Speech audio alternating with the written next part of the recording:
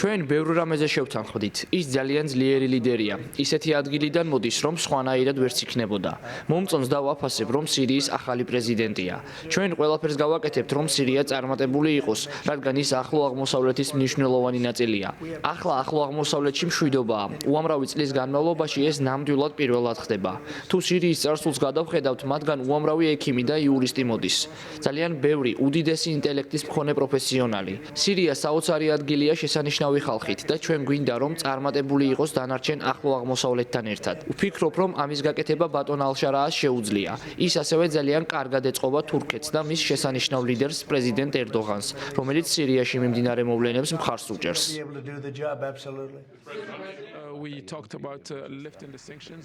მე და პრეზიდენტმა ტრამპმა სანქციების მოხსნაზე ვისაუბრეთ. თავის მხრივ გაეროს მიერ იქნა მიღებული გადაწყვეტილება, რომ უშიშროების საბჭომ მოხსნა სანქციები ჩემთვის და ახლო აღმოსავლელი ლიდერებისთვისაც. ჩვენ ვისაუბრეთ სირიაში მომავალი ინვესტიციების შესაძლებლობებზე.